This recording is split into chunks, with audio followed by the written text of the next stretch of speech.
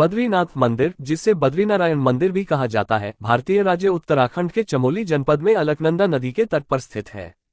ये हिंदू धर्म में विष्णु देवता को समर्पित है और इसे 4 धामों में एक माना जाता है। यह एक प्राचीन मंदिर है जिसका निर्माण 7वीं से 9वीं सदी के बीच हुआ था। मंदिर के नाम पर ही बसे नगर को बद्रीनाथ कहा जाता है। ये स्थल हिमालय पर्वतमाला के ऊंचे शिखरों के मध्य समुद्र तल से 3133 मीटर की ऊंचाई पर स्थित है। जाड़ों की ऋतु में हिमालयी क्षेत्र की कठिन मौसमी परिस्थितियों के कारण मंदिर वर्ष में केवल 6 महीने अप्रैल के अंत से नवंबर की शुरुआत तक खुला रहता है।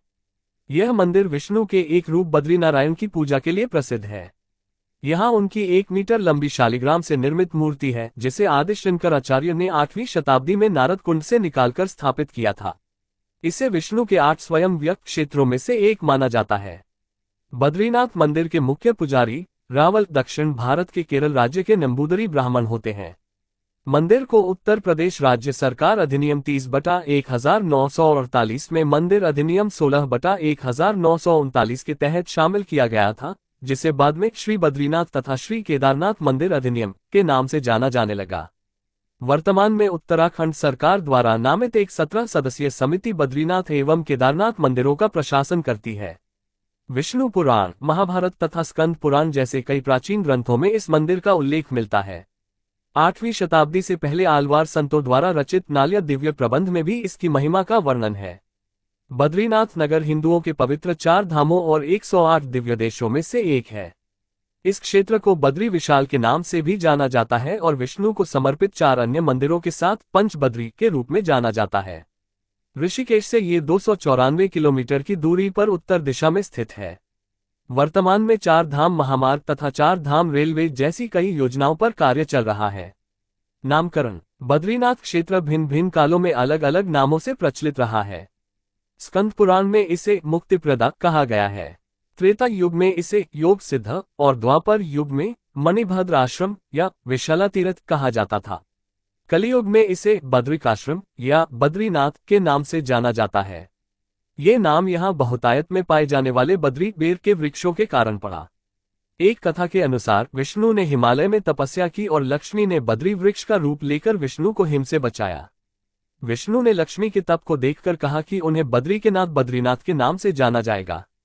पौराणिक कथाएं: पौराणिक लोक कथाओं के अनुसार बद्रीनाथ क्षेत्र पहले शिवभूमि केदारखंड के रूप में था। गंगा नदी 12 धाराओं में बंटकर अलकनंदा के नाम से बहने लगी। विष्णु ने बाल रूप में नीलकंठ पर्वत के समीप अवतार लिया और क्रंदन करने लगे। पार्वती ने बालक को मनाने का प्रयास किया और उसने ध्यानयोग करने हेतु स्थान मांगा। यही स्थान वर्तमान में बद्री विशाल के नाम से जाना जाता है। विष्णु पुराण में धर्म के पुत्र नर और नारायण ने यहाँ तपस्या की थी। व्यास जी ने महाभारत भी इसी स्थान पर लिखी थी। मान्यता है कि पांडवों ने भी यहाँ अपने पितरों का पिंडदान किया था। ग्रंथों में वर्णन: बद्रीनाथ मंदिर का उल्लेख विष्णु पुराण, महाभारत और स्कंद पुराण समेत कई प्राचीन ग्रंथों में मिलता है। वैदिक ग्रंथों में बद्रीनाथ का उल्लेख है। स्कंद पुराण में बद्रीनाथ की महिमा का वर्णन है। भागवत पुराण के अनुसार बद्रिकाश्रम में विष्णु नर और नारायण के रूप में अनंत काल से तपस्या में लीन है। महाभारत और वराह पुराण में भी बद्रीनाथ का महत्व बताया गया है। आलवार संतों द्वारा रचित नालय दिव्य प्रबंध ग्रंथ में भी बद्रीनाथ की महिमा का वर्णन है।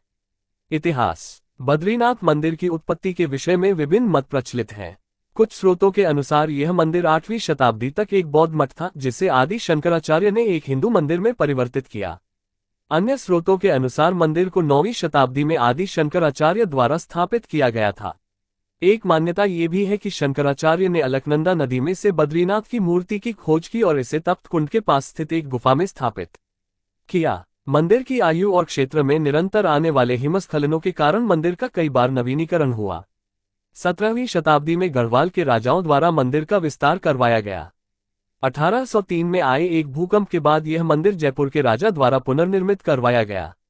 20वीं शताब्दी में मंदिर का पुनर्निर्माण हुआ और यह पूरी तरह से तैयार हो गया। अवस्थिति: बद्रीनाथ मंदिर की भौगोलिक अवस्थिति 30.74 डिग्री उत्तरी अक्षांश तथा 79.44 डिग्री पूर्वी देशांतर पर है। ये स्थान उत्तराखंड के चमोली जनपद में है और इसके नाम पर ही नगर को बद्रीनाथ कहा जाता है। नगर का आधिकारिक नाम बद्रीनाथपुरी है। ये स्थान हिमालय की ऊंची पर्वत श्रेणियों के क्षेत्र में स्थित है। यहाँ की समुद्र तल से औसत ऊंचाई 3133 मीटर है।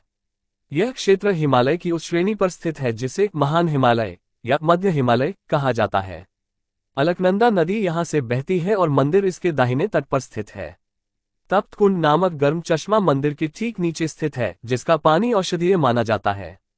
स्थापत्य शैली। बद्रीनाथ मंदिर अलकनंदा नदी से लगभग 50 मीटर ऊंचे धरातल पर निर्मित है। मंदिर में 3 संरचनाएं हैं: गर्भगृह, दर्शन मंडप और सभा मंडप।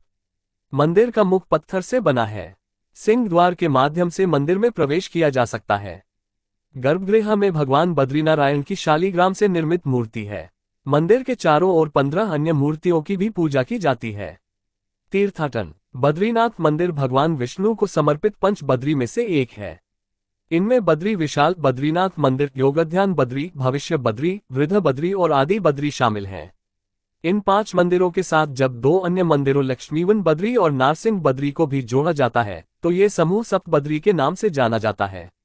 सभी मंदिरों का धार्मिक महत्व और ऐतिहासिक प्राचीनता है और ये मंदिर बद्रीनाथ मंदिर के साथ मिलकर एक विस्तृत तीर्थयात्रा का मार्ग प्रदान करते हैं। बद्रीनाथ मंदिर वर्ष के 6 महीनों के लिए खुला रहता है। खुलने और बंद होने की तिथियां अक्षय तृतीया और कार्तिक पूर्णिमा के अनुसार निर्धारित होती हैं। अप्रैल के अंत से लेकर नवंबर की शुरुआत तक का समय तीर्थयात्रियों के आगमन का होता है। इस समय के दौरान मंदिर में विभिन्न अनुष्ठान और पूजा अर्चना संपन्न की जाती है। प्रमुख अनुष्ठानों में बद्री विशाल भगवान की श्रृंगार आरती, नित्य पूजा और विशेष अवसरों पर महाभिषेक शामिल हैं। बद्रीनाथ मंदिर की यात्रा कठिन है क्योंकि यह ऊंचाई पर स्थित है और यहां तक पहुंचने का मार्ग पर्वतीय और घुमावदार है। तीर्थयात्रियों को यहां पहुंचने के लिए ऋषिकेश से 294 किलोमीटर की यात्रा करनी होती है। इस यात्रा के दौरान कई तीर्थयात्री विभिन्न स्थानों पर रुकते हैं और प्राकृतिक सुंदरता का आनंद लेते हैं। वर्तमान में मंदिर तक आवागमन को सुगम बनाने के लिए कई परियोजनाएं जैसे 4 धाम महामार्ग और 4 धाम रेलवे निर्माणाधीन है। बद्रीनाथ मंदिर में पूजा अर्चना की विधि बहुत ही विशिष्ट है। मंदिर के मुख्य पुजारी, जिन्हें रावल कहा जाता है, दक्षिण भारत के केरल राज्य के नंबूदरी ब्राह्मण होते हैं। मंदिर के प्रशासन के लिए एक 17 सदस्यीय समिति उत्तराखंड सरकार द्वारा नामित की जाती है। ये समिति बद्रीनाथ और केदारनाथ मंदिरों दोनों का प्रबंधन करती है। मंदिर का प्रबंधन, संचालन और धार्मिक गतिविधियां इसी समिति की देखरेख में होती हैं। बद्रीनाथ मंदिर की धार्मिक, सांस्कृतिक और ऐतिहासिक महत्व को देखते हुए यह मंदिर न केवल भारत के लोगों के लिए बल्कि पूरी दुनिया के हिंदुओं के लिए आस्था और श्रद्धा का केंद्र है। यहाँ की प्राकृतिक सुंदरता, धार्मिक वातावरण और ऐतिहासिक धरोहर तीर्थयात्रियों को एक अनोखा अनुभव प्रदान करती हैं। बद्रीनाथ मंदिर की धार्मिक महत्ता को ध्यान में रखते हुए यहाँ प्रतिवर्ष लाखों तीर्थयात्री और पर्यटक आते हैं। बद्रीनाथ की यात्रा न केवल धार्मिक दृष्टिकोण से महत्वपूर्ण है बल्कि यह आत्मा की शांति और आध्यात्मिक अनुभव का अद्वितीय अवसर भी प्रदान करती है। तीर्थयात्री यहाँ आने पर गंगा नदी के पवित्र जल में स्नान करते हैं, जो माना जाता है कि समस्त पापों का नाश करता है। इस नदी का जल अत्यंत शीतल और निर्मल होता है, जिससे स्नान के बाद एक ताजगी का अनुभव होता है। मंदिर के आसपास के क्षेत्र में भी कई धार्मिक और पर्यटक स्थल स्थित हैं, जो यात्रियों के आकर्षण का केंद्र हैं। इनमें से कुछ प्रमुख स्थल हैं। 1. तप्त कुंड। यह एक गर्म पानी का स्रोत है जो बद्रीनाथ मंदिर के पास स्थित है। तीर्थयात्री यहाँ स्नान करने के बाद मंदिर में प्रवेश करते हैं। माना जाता है कि इस जल में औषधीय गुण है और यह विभिन्न त्वचा रोगों को ठीक करने में सहायक है। 2. नीलकंठ पर्वत। ये पर्वत बद्रीनाथ मंदिर के पीछे स्थित है और इसकी ऊंचाई लगभग 6596 मीटर है। ये पर्वत शिव भगवान का निवास स्थान माना जाता है और इसकी भव्यता और दिव्यता यात्रियों को मंत्रमुग्ध कर देती है। 3. नारद कुंड। यह एक पवित्र जलाशय है जहां से बद्रीनाथ की मूर्ति निकाली गई थी। ये कुंड अलकनंदा नदी के किनारे स्थित है और इसका धार्मिक महत्व अत्यधिक है। 4. माना गांव। ये गांव भारत और तिब्बत की सीमा पर स्थित है और इसे भारत का अंतिम गांव कहा जाता है। माना गांव में कई ऐतिहासिक और पौराणिक स्थल हैं, जैसे कि व्यास गुफा, गणेश गुफा और सरस्वती नदी का उद्गम स्थल। 5. वसुधारा। यह एक सुंदर झरना है जो बद्रीनाथ से लगभग 5 किलोमीटर की दूरी पर स्थित है। माना जाता है कि वसुधारा का जलधारा पवित्र और शुद्ध होती है और इसे देखने का अनुभव अद्वितीय होता है। बद्रीनाथ मंदिर की यात्रा करने वाले श्रद्धालुओं के लिए स्थानीय संस्कृति और परंपराओं का अनुभव भी एक महत्वपूर्ण हिस्सा होता है।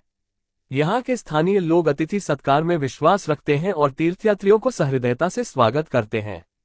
यहाँ के लोक नृत्य, संगीत और पारंपरिक भोजन भी तीर्थयात्रियों के आकर्षण का केंद्र होते हैं। अंततः बद्रीनाथ मंदिर की यात्रा न केवल एक धार्मिक यात्रा होती है, बल्कि यह एक आध्यात्मिक और सांस्कृतिक अनुभव भी प्रदान करती है। इस यात्रा से तीर्थयात्री न केवल अपनी आस्था को और मजबूत करते हैं, बल्कि उन्हें प्राकृतिक सुंदरता और शांत वातावरण का भी अनुभव प्राप्त होता है। बद्रीनाथ की यात्रा जीवन भर के लिए एक यादगार अनुभव बन जाती है, जो हर हिंदू के जीवन में एक महत्वपूर्ण स्थान रखता है। बद्रीनाथ की यात्रा के दौरान तीर्थयात्री विभिन्न कठिनाइयों का सामना भी करते हैं, लेकिन उनकी आस्था और श्रद्धा उन्हें इस यात्रा को पूर्ण करने में सहायता करती है।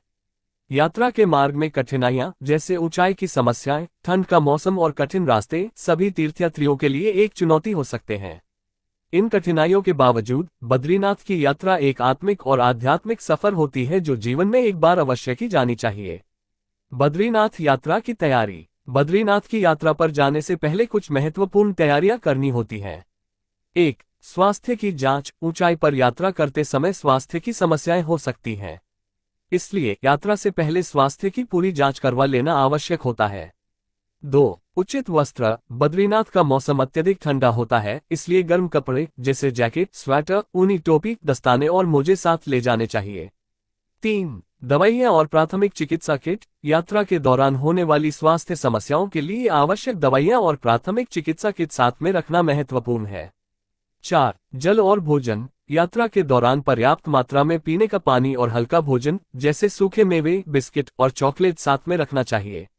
5. यात्रा की योजना। बद्रीनाथ की यात्रा की योजना बनाने से पहले मार्ग और मौसम की जानकारी प्राप्त कर लेना आवश्यक है। बद्रीनाथ की यात्रा के पर्यावरणीय प्रभाव। बद्रीनाथ की यात्रा के दौरान पर्यावरण संरक्षण का ध्यान रखना भी महत्वपूर्ण है। तीर्थयात्रियों को ये सुनिश्चित करना चाहिए कि वे प्राकृतिक सौंदर्य और पर्यावरण को नुकसान न पहुंचाएं। इसके लिए निम्नलिखित बातों का ध्यान रखना चाहिए। 1. कचरा प्रबंधन। यात्रा के दौरान उत्पन्न होने वाले कचरे को उचित स्थान पर ही फेंकना चाहिए और प्लास्टिक के उपयोग को कम से कम करना चाहिए। 2. प्राकृतिक संसाधनों का संरक्षण। जल, वनस्पति और वन्य जीवों का संरक्षण आवश्यक है। जल का अपव्यय नहीं करना चाहिए और वनस्पतियों को नुकसान नहीं पहुंचाना चाहिए। 3. ध्वनि और वायु प्रदूषण। तीर्थयात्री ध्वनि और वायु प्रदूषण को कम से कम करने का प्रयास करें, जिससे प्राकृतिक वातावरण संरक्षित रह सके। बद्रीनाथ यात्रा के आध्यात्मिक लाभ। बद्रीनाथ की यात्रा न केवल धार्मिक बल्कि आध्यात्मिक दृष्टिकोण से भी अत्यंत लाभकारी मानी जाती है। यहाँ के शांत और पवित्र वातावरण में आत्मनिरीक्षण और ध्यान करने का अवसर मिलता है। तीर्थयात्रा के दौरान व्यक्ति अपने दैनिक जीवन की आपाधापी से दूर होकर अपने अंदर झांकने और आत्मिक शांति प्राप्त करने का प्रयास करता है। बद्रीनाथ यात्रा की सामाजिक महत्ता। बद्रीनाथ यात्रा की सामाजिक महत्ता भी कम नहीं है। इस यात्रा के माध्यम से लोग अपनी पारिवारिक और सामुदायिक संबंधों को मजबूत करते हैं। परिवार के सदस्य और मित्र एक साथ यात्रा पर जाते हैं, जिससे उनके बीच की आपसी समझ और स्नेह में वृद्धि होती है। साथ ही तीर्थयात्रा के दौरान नए लोगों से मुलाकात और सांस्कृतिक आदान प्रदान भी होता है, जिससे समाज में एकता और भाईचारे की भावना को बल मिलता है। निष्कर्ष। बद्रीनाथ मंदिर की यात्रा न केवल धार्मिक आस्था को प्रगाढ़ करती है, बल्कि यह एक समग्र और समृद्ध अनुभव प्रदान करती है। ये यात्रा शारीरिक, मानसिक और आध्यात्मिक स्तर पर व्यक्ति को सशक्त बनाती है। बद्रीनाथ का अद्वितीय प्राकृतिक सौंदर्य, यहाँ का पवित्र वातावरण और यहाँ की धार्मिक और सांस्कृतिक महत्ता हर तीर्थयात्री के जीवन में एक अमिट छाप छोड़ती है। इस प्रकार बद्रीनाथ की यात्रा एक ऐसी यात्रा है जो हर हिंदू के जीवन में एक विशेष स्थान रखती है। ये यात्रा व्यक्ति को न केवल अपने धर्म और आस्था के प्रति सुदृढ़ बनाती है, बल्कि उसे अपने आत्मा के साथ एक गहरा संबंध स्थापित करने का अवसर भी प्रदान करती है।